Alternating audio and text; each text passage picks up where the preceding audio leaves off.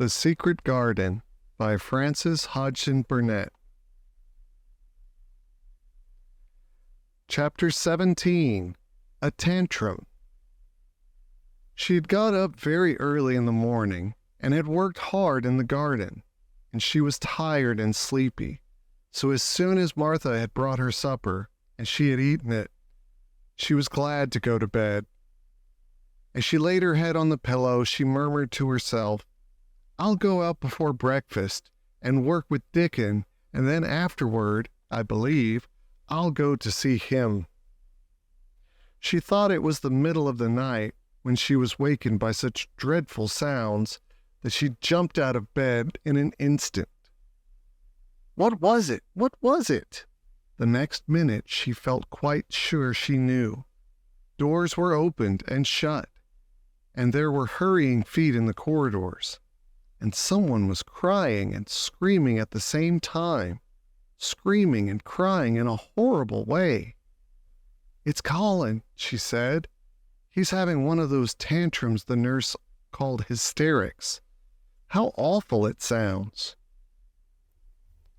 As she listened to the sobbing screams, she did not wonder that people were so frightened that they gave him his own way in everything rather than hear them. She put her hands over her ears and felt sick and shivering. "I don't know what to do.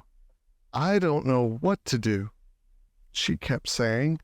"I can't bear it." Once she wondered if he would stop, if she dared go to him, and then she remembered how he had driven her out of the room and thought that perhaps the sight of her might make him worse. Even when she pressed her hands more tightly over her ears, she could not keep the awful sounds out. She hated them so. She was so terrified by them that suddenly they began to make her angry, and she felt as if she should like to fly into a tantrum herself and frighten him as he was frightening her. She was not used to anyone's tempers but her own. She took her hands from her ears and sprang up and stamped her foot. "He ought to be stopped. Somebody ought to make him stop. Somebody ought to beat him," she cried out. Just then she heard feet almost running down the corridor, and her door open, and the nurse came in. She was not laughing now by any means. She even looked rather pale. "He's worked himself into hysterics," she said in a great hurry. "He'll do himself harm. No one can do anything with him. You come and try, like a good child. He likes you." "He turned me out of the room this morning," said Mary, stamping her foot with excitement. The stamp rather pleased the nurse. The truth was that she had been afraid she might find Mary crying and hiding her head under the bedclothes. "That's right," she said. "You're in the right humor. You go and scold him. Give him something new to think of. Do go, child, as quick as ever you can." It was not until afterward that Mary realized that the thing had been funny as well as dreadful, that it was funny that all the grown-up people were so frightened that they came to a little girl just because they guessed she was almost as bad as Colin himself. She flew along the corridor, and nearer that she got to the screams, the higher her temper mounted. She felt quite wicked by the time she reached the door. She slapped it open with her hand and ran across the room to the four-posted bed. "You stop!" she almost shouted. "You stop! I hate you! Everybody hates you! I wish everybody would run out of the house and let you scream yourself to death. You will scream yourself to death in a minute, and I wish you would." A nice, sympathetic child could neither have thought nor said such things. But it just happened that the shock of hearing them was the best possible thing for this historical boy whom no one had ever dared to restrain or contradict. He had been lying on his face, beating his pillow with his hands, and he actually almost jumped around. He turned so quickly at the sound of the furious little voice.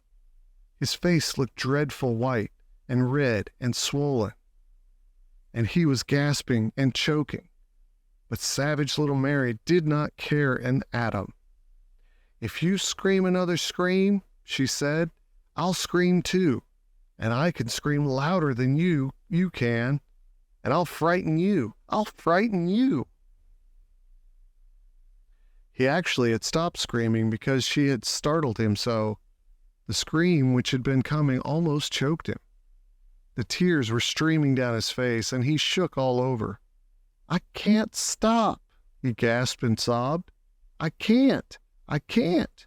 "You can," shouted Mary. "Half that ails you is hysterics and temper.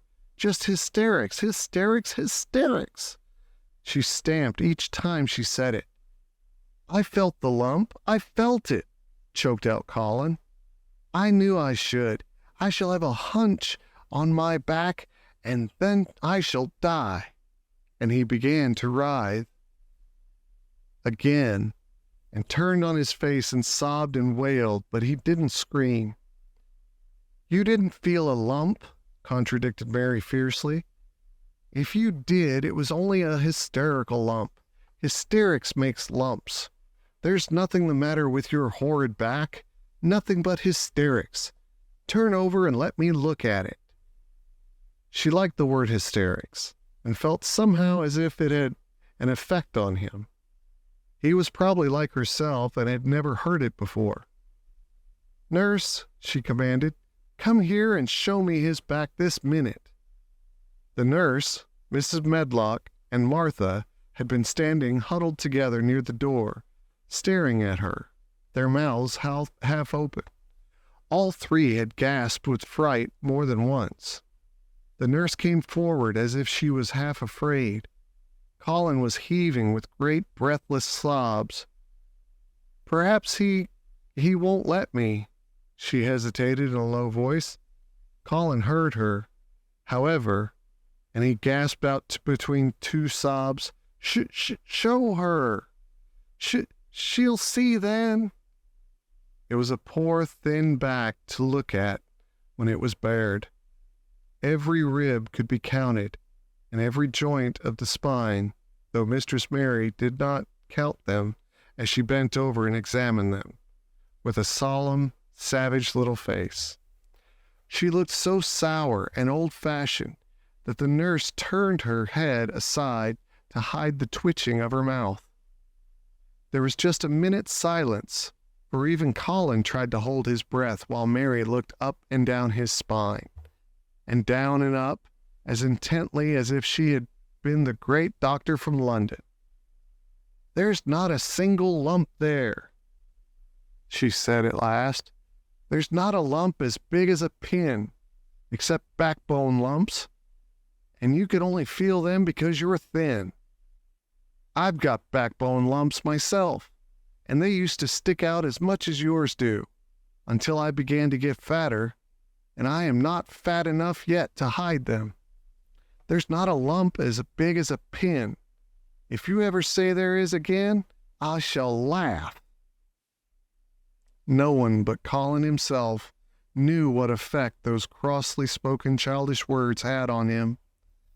If he had ever had anyone to talk to about his secret terrors, if he had ever dared to let himself ask questions, if he had had childish companions, and had not lain on his back in the huge closed house, breathing an atmosphere heavy with the fears of people who were most of them ignorant and tired of him, he would have found out that most of his fright and illness was created by himself. But he had lain and thought of himself and his aches and weariness for hours and days and months and years. And now that an angry, unsympathetic little girl insisted obstinately that he was not as ill as he thought he was, he actually felt as if she might be speaking the truth. "I didn't know," ventured the nurse, "that he thought He had a lump on his spine. His back is weak, but he won't try to sit up. I could have told him there was no lump there. Colin gulped and turned his face a little to look at her. Could you? He said pathetically. Yes, sir. There, said Mary, and she gulped too. Colin turned on his face again, and but for his long-drawn broken breaths, which were the dying down of his storm of sobbing, he lay still for a minute. Though great tears streamed down his face and wet the pillow, actually the tears meant that a curious great relief had come to him. Presently he turned and looked at the nurse again, and strangely enough he was not like a Rajah at all as he spoke to her. Do you think I could live to grow up? He said. The nurse was neither clever nor soft-hearted, but she could repeat some of the London doctor's words. You probably will if you will do what you are told to do, and not give way to your temper, and stay out a great deal in the fresh air. Colin's tantrum had passed, and he was weak and worn out with crying, and this perhaps made him feel gentle. He put out his hand a little toward Mary, and I am glad to say that, her own tantrum having passed, she was softened too, and met him halfway with her hand, so that it was a sort of making up. I'll go out with you, Mary, he said. I shan't hate fresh air if we can find... He remembered just in time to stop himself from saying, if we can find the secret garden. And he ended, I shall like to go out with you if Dickon will come and push my chair. I do so want to see Dickon, and the fox and the crow. The nurse remade the tumbled bed, and shook and straightened the pillows. Then she made Colin a cup of beef tea and gave a cup to Mary, who really was very glad to get it after her excitement. Mrs. Medlock and Martha gladly slipped away, and after everything was neat and calm and in order, the nurse looked as if she would very gladly slip away also. She was a healthy young woman who resented being robbed of her sleep, and she yawned quite openly as she looked at Mary, who had pushed her big footstool close to the four-posted bed and was holding Colin's hand. You must go back and get your sleep out, she said. He'll drop off after a while, if he's not too upset. Then I'll lie down myself in the next room. Would you like me to sing you that song I learned from my ayah? Mary whispered to Colin. His hand pulled hers gently, and he turned his tired eyes on her appealingly. Oh, yes, he answered. It's such a soft song. I shall go to sleep in a minute. I will put him to sleep, Mary said to the yawning nurse. You can go if you like.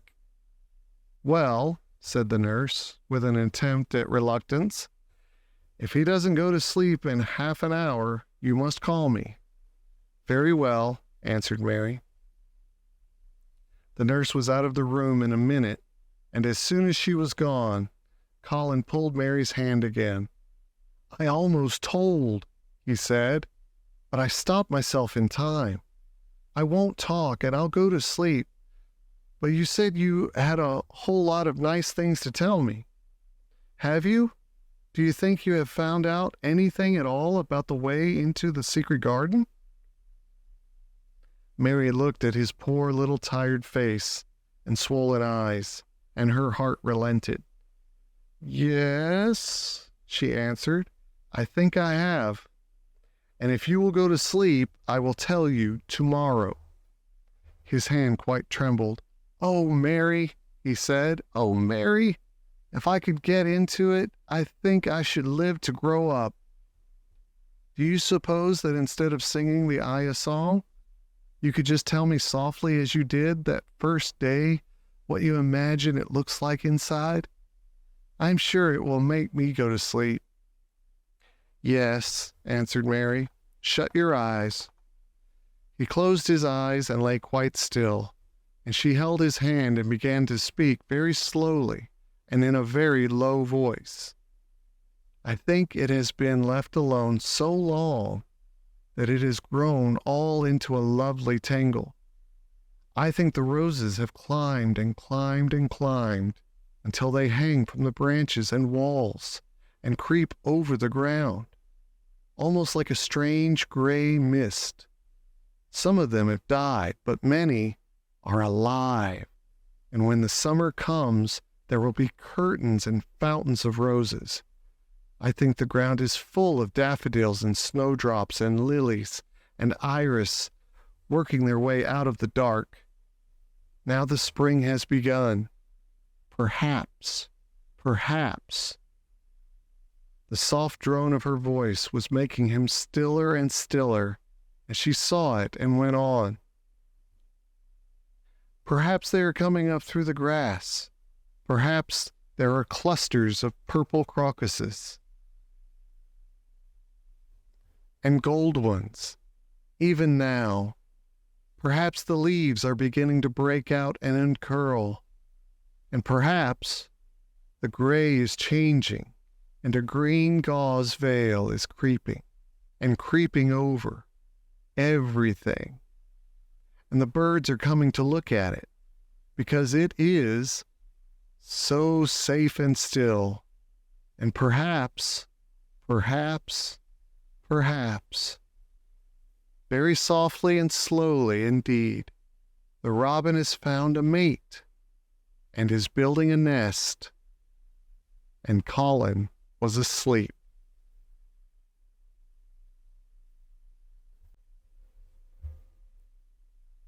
Chapter 18. The Mutton Waste No Time. Of course, Mary did not waken early the next morning. She slept late because she was tired, and when Martha brought her breakfast, she told her that though Colin was quite quiet, he was ill and feverish, as he always was after he had worn himself out with a fit of crying. Mary ate her breakfast slowly as she listened. "He says he wishes thou would please go and see him as soon as thou can," Martha said. "It's queer what a fancy he took to thee. I did give it him last night for sure, didn't I? Nobody else would have dared to do it, eh? Poor lad. He's been spoiled till salt won't save him. Mother says the two worst things as can happen to a child is never to have his own way or always to have it.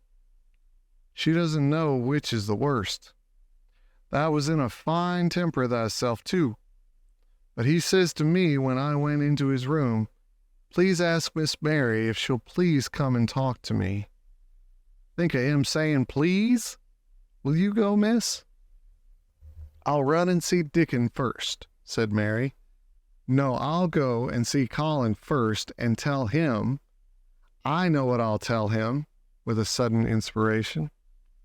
She had her hat on when she appeared in Colin's room, and for a second he looked disappointed.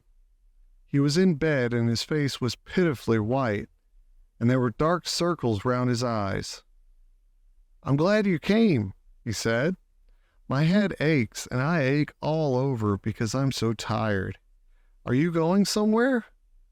Mary went and leaned against his bed. "I won't be long," she said. "I'm going to Dickon, but I'll come back. Colin, it's something about the secret garden." His whole face brightened and a little color came into it. "Oh, is it?" he cried out. "I dreamed about it all night. I heard you say something about gray changing into green, and I dreamed I was standing in a place all filled with trembling little green leaves. And there were birds on nests everywhere, and they looked so soft and still. I'll lie and think about it until you come back." In 5 minutes, Mary was with Dickon in their garden. the fox and the crow were with him again, and this time he had brought 2 tame squirrels. "I came over on the pony this morning," he said. He is a good little chap. Jump is. I brought these 2 in my pockets. This here one, he's called Nut, and this here other one's called Shell." When he said Nut, one squirrel leaped onto his right shoulder, and when he said Shell, the other one leaped onto his left shoulder. When they sat down on the grass, with Captain curled at their feet, Soot solemnly listening on a tree, and Nut and Shell nosing about close to them, it seemed to Mary that it would be scarcely bearable to leave such delightfulness. But when she began to tell her story, somehow the look in Dickens's funny face gradually changed her mind. She could see he felt sorrier for Colin than she did. He looked up at the sky and all about him. "Just listen to them birds. The world seems full of 'em, all whistling and piping," he said. "Look at 'em darting about, and hearken at 'em calling to each other. Come springtime, seems like as if all the world's calling. The leaves is uncurling so you can see 'em, and my word, the nice smells there is about," sniffing with his happy turned-up nose. "And that poor lad lying shut up and seeing so little that he gets to thinking of things as to sets him screaming. My. We must get him out of here. We must get him watching and listening and sniffing up the air and get him just soaked through with sunshine. And we mustn't lose no time about it." When he was very much interested, he often spoke quite broad Yorkshire, though at other times he tried to modify his dialect so that Mary could better understand. But she loved his broad Yorkshire, and had in fact been trying to learn to speak it herself. So she spoke a little now. "Aye, what we mun," she said, which meant, "Yes, indeed, we must." "I'll tell thee what us'll do first," she proceeded, and Dickon grinned, because when the little wench tried to twist her tongue into speaking Yorkshire, it amused him very much. "He's took a greatly fancy to thee. He wants to see thee, and he wants to see Soot and Captain. When I go back to the house to talk to him, I'll ax him if thou canna come and see him tomorrow morning, and bring the creatures with thee. And then, in a bit, when there's more leaves out, and happen a bud or 2, we'll get him to come out, and thou shalt push him in his chair, and we'll bring him here and show him everything." When she stopped, she was quite proud of herself. She had never made a long speech in Yorkshire before, and she had remembered very well. "Thou mun talk a bit of Yorkshire like that to Mester Colin," Dickon chuckled. "Thou'll make him laugh, and there's nowt as good for ill folk as laughing is. Mother says she believes as half an hour's good laugh every morning 'ud cure a chap as was making ready for typhus fever." "I'm going to talk Yorkshire to him this very day," said Mary, chuckling herself. The garden had reached the time when every day and every night it seemed as if magicians were passing through it, drawing loveliness out of the earth, and the bows with wands. It was hard to go away and leave it all, particularly as Nut had actually crept onto her dress, and Shell had scrambled down the trunk of the apple tree. They sat under and stayed there looking at her with inquiring eyes. But she went back to the house, and when she sat down close to Colin's bed, he began to sniff as Dickon did, though not in such an experienced way. "You smell like flowers and fresh things," he cried out joyously. What is it you smell of? It's cool and warm and sweet all at the same time." "It's the wind from the moor," said Mary.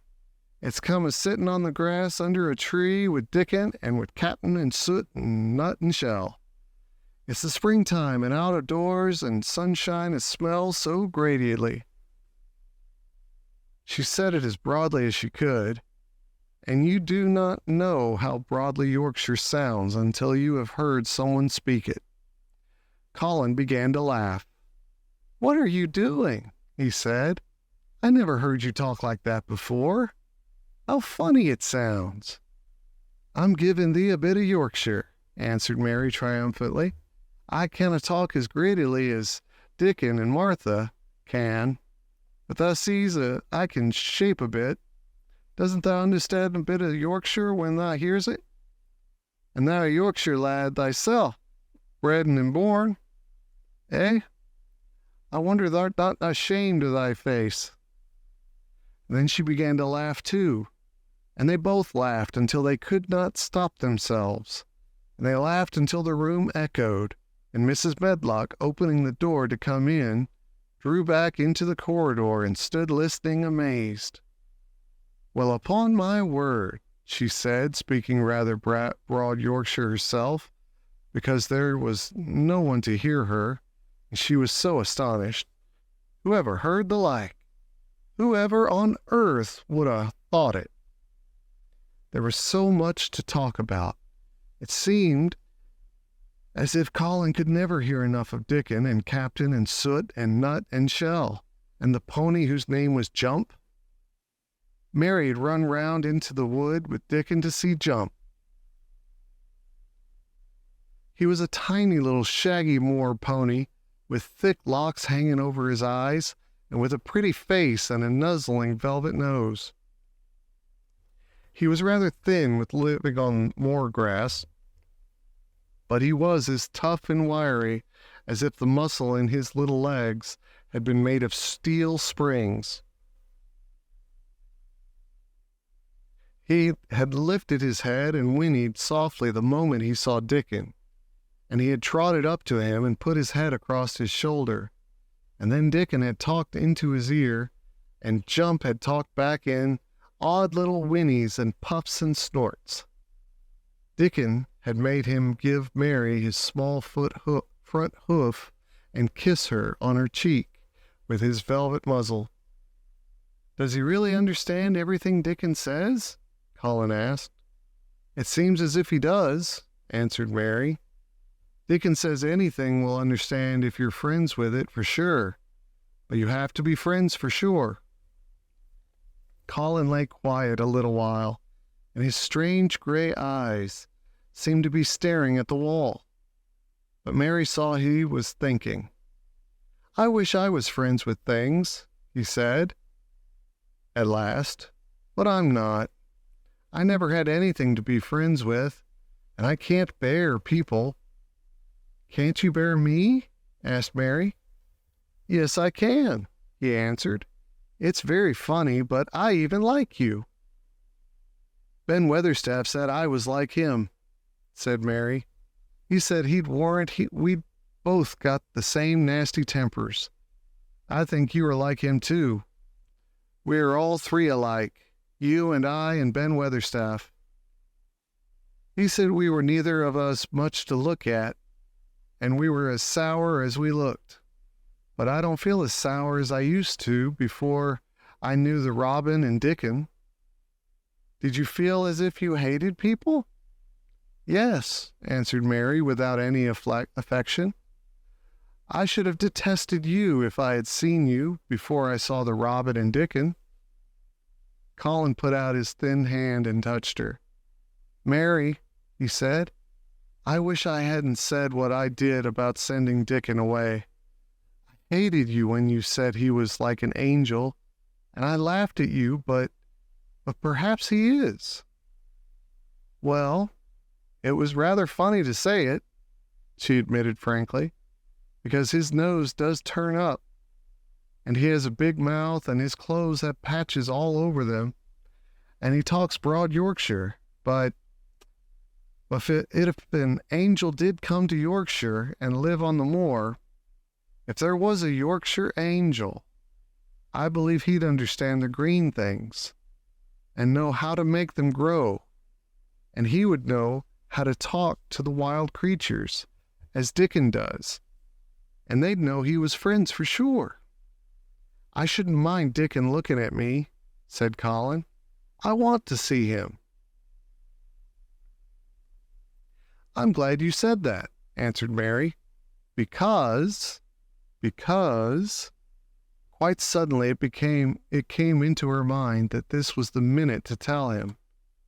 Colin knew something new was coming. Because what? He cried eagerly. Mary was so anxious that she got up from her stool and came to him and caught hold of both his hands. Can I trust you? I trusted Dickon because birds trusted him. Can I trust you? For sure. For sure, she implored. Her face was so solemn that he almost whispered his answer. Yes, yes. Well, Dickon will come to see you tomorrow morning, and he'll bring his creatures with him. Oh, oh! Colin cried out in delight. But that's not all, Mary went on, almost pale with solemn excitement. The rest is better. There is a door into the garden. I found it. It is under the ivy on the wall. If he had been a strong, healthy boy, Colin would probably have shouted, "Hooray, hooray, hooray!" But he was weak and rather hysterical. His eyes grew bigger and bigger, and he gasped for breath. "Oh, Mary!" he cried out with half a sob. "Shall I see it? Shall I get into it? Shall I live to get into it?" And he clutched her hands and dragged her toward him. "Of course you'll see it," snapped Mary indignantly. "Of course you'll live to get into it. Don't be silly." And she was so unhysterical and natural and childish that she brought him to his senses, and he began to laugh at himself. And a few minutes afterward, she was sitting on her stool again, telling him not what she imagined the secret garden to be like, but what it really was. And Colin's aches and tiredness were forgotten, and he was listening, enraptured. "It is just what you thought it would be," he said at last. "It sounds just as if you had really seen it. You know, I said that when you told me first." Mary hesitated about 2 minutes, and then boldly spoke the truth. "I had seen it, and I had been in," she said. "I found the key and got in weeks ago, but I daren't tell you. I daren't, because I was so afraid I couldn't trust you. For sure,